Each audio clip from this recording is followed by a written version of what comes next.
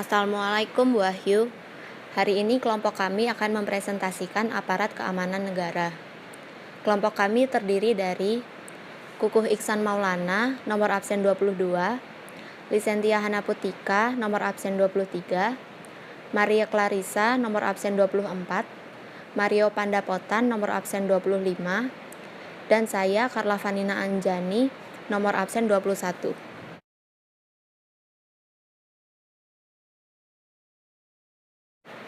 Aparat keamanan adalah aparat yang bertugas melaksanakan tugas pengamanan, penertiban, dan penegakan hukum.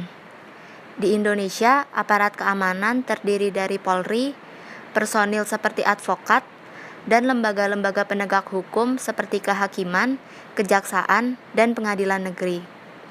Berikut kami sampaikan lebih detail tentang masing-masing aparat keamanan di Indonesia. Pertama, saya akan mempresentasikan Kepolisian Negara Republik Indonesia. Sesudah itu akan dilanjutkan presentasi aparat keamanan yang lain oleh teman-teman dalam kelompok saya.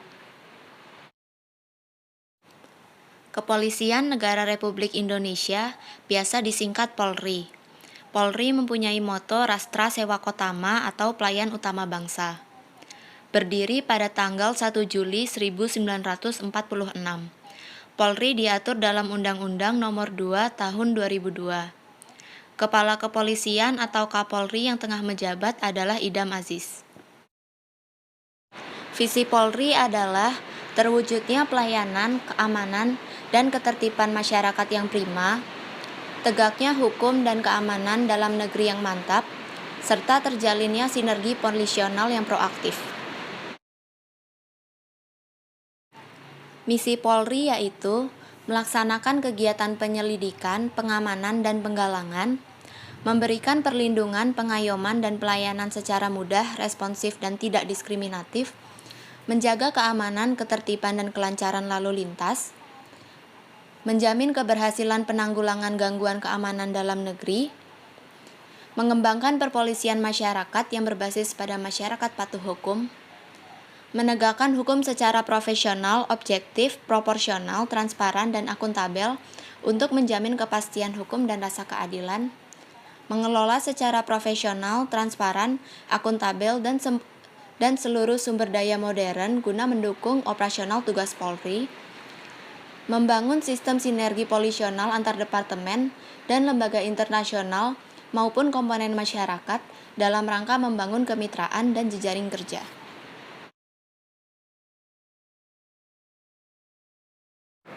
Tugas pokok Polri yaitu memelihara keamanan dan ketertiban masyarakat, menegakkan hukum, dan memberikan perlindungan, pengayoman, dan pelayanan kepada masyarakat.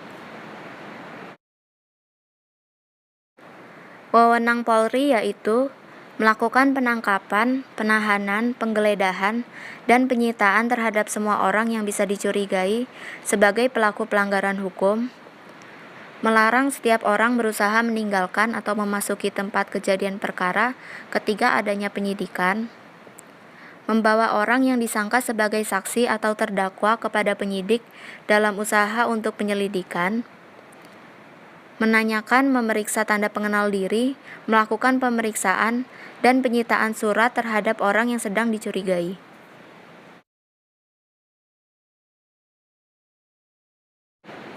Struktur wilayah Polri didasarkan dan disesuaikan atas wilayah administrasi pemerintahan sipil. Pada umumnya, struktur Komando Polri dari pusat ke daerah adalah: Komando Pusat ada di Markas Besar Kepolisian Republik Indonesia atau Mabes Polri yang berkedudukan di Jakarta. Wilayah provinsi ada di Kepolisian Daerah atau Polda.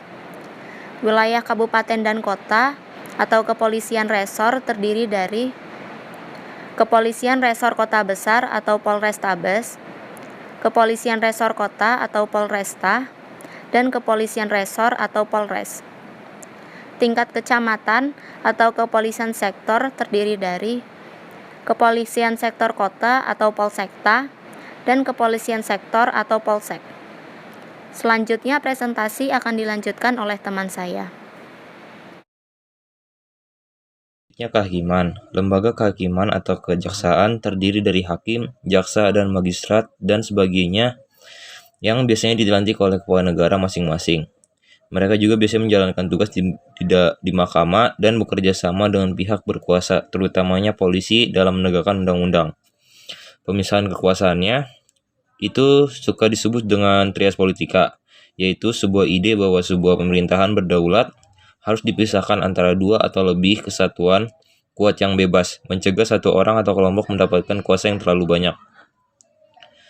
Pemisahan kekuasaan merupakan salah satu pembagian dalam tubuh pemerintah agar tidak ada penyalahgunaan kekuasaan antara legislatif, eksekutif, dan yudikatif. Contohnya, negara yang menerapkan pemisahan kekuasaan itu ada Amerika Serikat. Selanjutnya, Undang-Undang Dasar 1945 telah membawa perubahan dalam kehidupan ketatanegaraan. Berdasarkan perubahan tersebut ditegaskan bahwa kekuasaan kehakiman dilaksanakan oleh yang pertama, Mahkamah Agung dan badan peradilan yang ada di bawahnya dalam lingkungan peradilan umum, lingkungan peradilan agama, lingkungan peradilan militer, dan lingkungan peradilan tata usaha negara. Lalu ada Mahkamah Konstitusi. Selain itu terdapat juga peradilan syariah Islam di Provinsi Aceh yang merupakan pengadilan khusus dalam lingkungan peradilan, dan sebagainya. Untuk dasar hukumnya, terdapat di Undang-Undang 48 tahun 2009 tentang kekuasaan kehakiman adalah pasal 20, pasal 21, pasal 24, pasal 24A, pasal 24B, pasal 24C, dan pasal 25 Undang-Undang Dasar Negara Republik Indonesia tahun 1945. Hakim pengadilan adalah pejabat yang melaksanakan tugas kekuasaan kehakiman. Tugas utamanya adalah menerima, memeriksa, dan mengadili serta menyelesaikan semua perkara yang diajukan kepadanya. Dalam perkara perdata, hakim harus membantu para pencari keadilan dan berusaha keras untuk mengatasi hambatan-hambatan dan rintangan yang terciptanya peradilan yang sederhana, cepat, dan biaya ringan.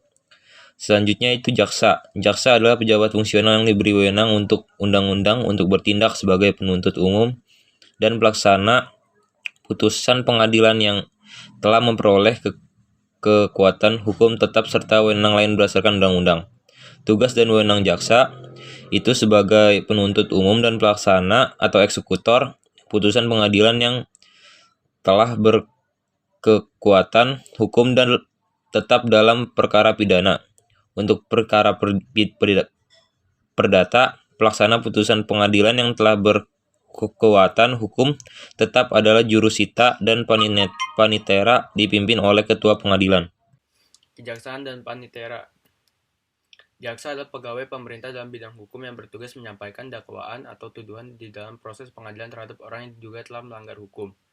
Berdasarkan Undang-Undang Republik Indonesia Nomor 16 Tahun 2004, tentang Kejaksaan Republik Indonesia yang dimaksud dengan jaksa adalah pejabat fungsional yang diberi wewenang oleh undang-undang untuk bertindak sebagai penuntut umum dan pelaksanaan putusan pengadilan yang telah memperoleh kekuatan hukum serta wewenang lain berdasarkan undang-undang. Visi dan misi. Visi kejaksaan sebagai lembaga penegak hukum yang bersih, efektif, efisien, transparan, akuntabel untuk dapat memberikan pelayanan prima dalam mewujudkan supremasi hukum secara profesional, proporsional, dan bermartabat, yang berlandaskan keadilan, kebenaran, serta nilai-nilai kepautan. Misi 1. Mengoptimalkan pelaksanaan fungsi kejaksaan dalam pelaksanaan tugas dan wewenang. 2. Mengoptimalkan peranan bidang pembinaan dan pengawasan dalam rangka mendukung pelaksanaan tugas bidang-bidang lainnya. 3. Mengoptimalkan tugas pelayanan publik di bidang hukum dengan penuh tanggung jawab, taat azas, efektif, dan efisien. 4. Melaksanakan pembenahan dan penataan kembali struktur organisasi kejaksaan. 5. Membentuk aparat kejaksaan yang handal, tangguh, profesional, bermoral, dan beretika guna menunjang kelancaran pelaksanaan tugas pokok. Tugas pokok 1. Melakukan penuntutan. 2. Melaksanakan penetapan hakim dan putusan pengadilan yang telah memperoleh kekuatan hukum tetap. 3. Melakukan pengawasan terhadap pelaksanaan putusan pidana bersyarat. 4. Melaksanakan penyidikan terhadap tindak pidana tertentu berdasarkan undang-undang. 5. Melengkapi berkas perkara tertentu untuk itu dapat melakukan pemeriksaan tambahan sebelum dilimpahkan ke pengadilan yang dalam. Panitera adalah pejabat pengadilan yang salah satu tugasnya adalah membantu hakim dalam membuat berita acara pemeriksaan dalam proses persidangan. Panitera disebut pejabat kantor sekretariat pengadilan yang bertugas pada bagian administrasi pengadilan. membuat berita acara persidangan, dan tindakan administrasi lainnya. Dalam menjalankan tugasnya, panitera biasa dibantu oleh beberapa orang panitera muda dan panitera pengganti. Jabatan panitera terdapat di Pengadilan Lingkungan Mahkamah Agung dan Mahkamah Konstitusi. Secara normatif, jabatan fungsional panitera di Pengadilan Lingkungan Mahkamah Agung diatur dalam UU sesuai jenis peradilan. Tugas panitera. Panitera bertanggung jawab atas pengurusan berkas perkara, putusan, dokumen, akta, buku, daftar, biaya perkara, uang titipan pihak ketiga, surat-surat berharga, barang bukti, dan surat-surat lainnya yang disimpan di kepaniteraan. Dalam perkara perdata, panitera bertugas melaksanakan. Advokat adalah seseorang yang memiliki profesi untuk memberikan jasa hukum kepada orang di dalam pengadilan, atau seseorang yang mempunyai izin praktek beracara di pengadilan di seluruh wilayah negara Republik Indonesia. Menurut pasal 1 ayat 1 Undang-Undang Nomor 18 Tahun 2003 tentang advokat, atau juga dikenal sebagai UU Advokat, advokat adalah orang yang berprofesi memberi jasa hukum, baik di dalam maupun di luar pengadilan, yang memenuhi persyaratan dan berdasarkan ketentuan UU Advokat. Advokat ini berstatus sebagai penegak hukum, bebas dan mandiri, yang dijamin oleh hukum dan peraturan perundang-undangan. Advokat dan pengacara berbeda. Kalau pengacara adalah seseorang yang memiliki profesi untuk memberi jasa hukum dalam peradilan di lingkup wilayah yang sesuai dengan izin praktek beracara yang dimilikinya. Jadi, perbedaan antara advokat dan pengacara terletak pada lingkup wilayah izin prakteknya. Kalau advokat memegang izin untuk beracara di seluruh wilayah Republik Indonesia, sedangkan pengacara hanya dapat berpraktek di wilayahnya. Menurut UU Advokat, jasa-jasa yang diberikan oleh seorang advokat antara lain memberikan konsultasi hukum, memberikan bantuan hukum, menjalankan kuasa, mewakili, mendampingi, membela, dan melakukan tindakan hukum lain untuk kepentingan hukum klien. Sedangkan tugas dan tanggung jawab seorang advokat antara lain: 1. Mewawancarai seorang klien dan menyediakan mereka dengan nasihat hukum ahli. 2. Meneliti dan dapat mempersiapkan kasus dan menghadirkan mereka di peradilan. 3. Menulis sebuah dokumen hukum dan menyiapkan pembelaan tertulis untuk kasus perdata. 4. Mewakili para klien di pengadilan, pertanyaan publik, dan arbitrase. 5. Mempertanyakan seorang saksi. 6. Melakukan negosiasi. Sedangkan fungsi seorang advokat adalah: 1. Sebagai seorang pengawal konstitusi dan hak asasi manusia. 2. Memperjuangkan hak-hak asasi manusia dalam suatu negara hukum Indonesia. 3. Memberikan suatu nasihat hukum atau legal advice. 4. Memberikan sebuah konsultasi hukum atau legal consultation. 5. Memberikan suatu pendapat hukum atau legal opinion. 6. Menyusun suatu kontrak-kontrak atau legal drafting. 7. Memberikan suatu informasi hukum atau legal information. 8. Membela suatu kepentingan para klien atau litigation. 9. Mewakili para klien di muka peradilan atau legal representation. 10. Memberikan bantuan hukum secara cuma-cuma kepada masyarakat yang tidak mampu atau legal aid. Yang dapat diangkat sebagai advokat adalah sarjana dengan latar belakang pendidikan tinggi hukum, universitas dan prodi hukumnya minimal akreditasi B, dan telah mengikuti pendidikan khusus profesi advokat yang dilaksanakan oleh organisasi advokat. Persyaratannya, menurut UU Advokat, merupakan warga negara Republik Indonesia, bertempat tinggal di Indonesia, berusia sekurang-kurangnya 25 tahun, berperilaku baik, jujur, bertanggung jawab, adil, dan mempunyai integritas tinggi, dan lain-lain.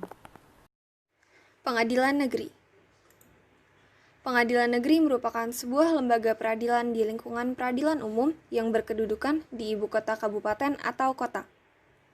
Dasar hukum pengadilan negeri adalah Undang-Undang Republik Indonesia Nomor 13 Tahun 1965 tentang pengadilan dalam lingkungan peradilan umum dan Mahkamah Agung. Tugas pokok pengadilan negeri sebagai pengadilan tingkat pertama adalah menerima, memeriksa, memutus, dan menyelesaikan sengketa perkara di tingkat pertama sesuai dengan peraturan perundang-undangan yang berlaku. Daerah hukum pengadilan negeri meliputi wilayah, kota, atau kabupaten. Susunan pengadilan negeri terdiri dari pimpinan, yaitu Ketua Pengadilan Negeri dan Wakil Ketua Pengadilan Negeri, kemudian hakim anggota, panitera, sekretaris, dan jurusita. Fungsi pengadilan negeri adalah yang pertama, fungsi mengadili atau judicial power, yaitu memeriksa dan mengadili perkara yang menjadi wewenang pengadilan negeri tingkat pertama di wilayah hukumnya.